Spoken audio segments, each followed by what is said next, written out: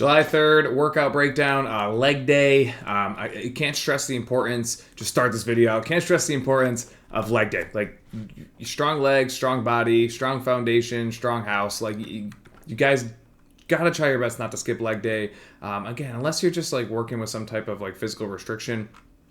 Leg day is almost like a must. Like, you just got to do it. I just can't express, or go over the list of positivities and pros to working on the lower part of your body. Again, like July 1st, July 2nd, we're going to work on our deep squat. Again, I think, I'm doing it the first few days of the month. Because I think a lot of people will be out of town and kind of wishy-washy because of the summer.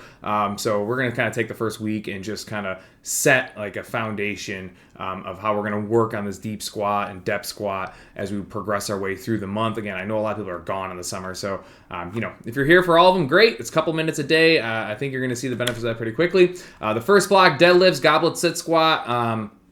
I wanted to do something not as physically taxing or as challenging as a regular front squat because of the next block. So that's why you see the goblet sit squat. It's also just a wonderful way to kind of take a step backwards every now and then and just work on form and isolating and activating the appropriate muscles. And the sit squat allows you to do that because when you sit down and you fully reset, you have to pay attention to your back. You have to pay attention to like your quads and kind of make that mind-muscle connection. You can pay attention to your shoulders and your chin. It just allows you to do a lot of things that you physically can't do typically, or you typically can't do. I don't want to say physically can't do because you can. With a regular front squat, when you struggle with pieces of the front squat, whether it's stability, you're keeping your elbows up, or maybe the dumbbells are pulling you forward because you don't have them positioned correctly. The sit squat should take away all of that and allow you to focus on the kind of nuts and bolts of a squat. So that's why we're doing that. And again, it does take a little bit of pressure off of you from a regular front squat for the next block. The deadlifts is just fantastic. Anytime we can do deadlifts while we're fresh, and like it's the first thing we do or the second thing we do, I'm hoping you guys take full advantage of this. This is probably up there in my top 3 favorite movements ever. Not only do I enjoy them, but it's easy to enjoy a movement when you know how much it offers. And a deadlift is just incredible. It's incredibly hard to beat.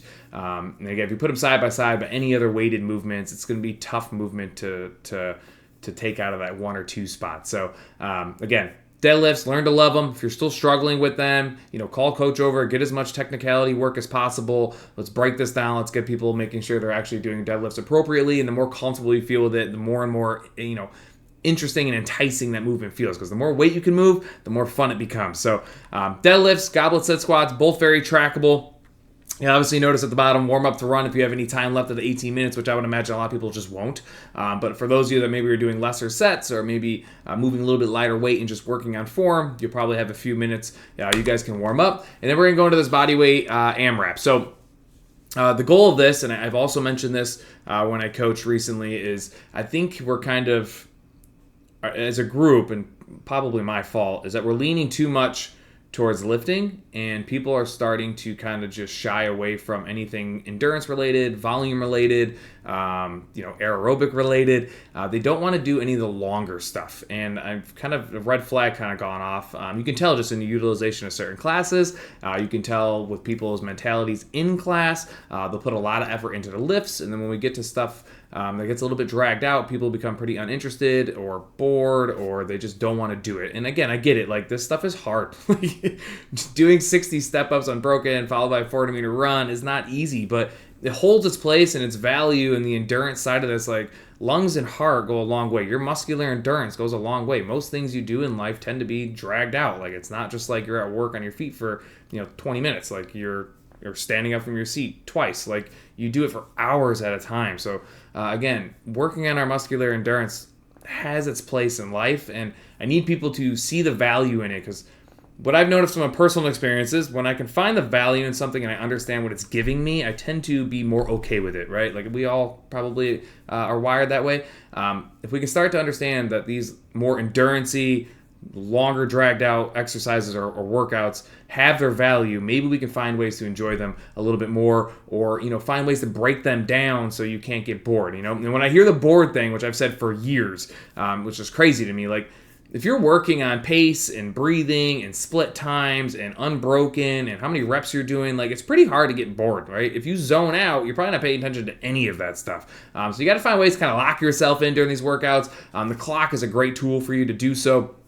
And again, you just get more and more reference and more data to work off of, for the next couple of weeks, months, or whatever, right? In terms of what you're physically capable of, if you are paying attention to rep counts and set counts. If I'm switching my left leg to my right leg, etc. But either way, you guys are going to do 40 or 60 step-ups to start. If you choose 40, you'll go down by 8. If you choose 60, you'll go down by 12 every single round. And then you'll choose a distance run based off of your ability. Now, it's only 20 minutes, so if you choose 60 and 400, you can probably just do a little bit of math here on the running alone.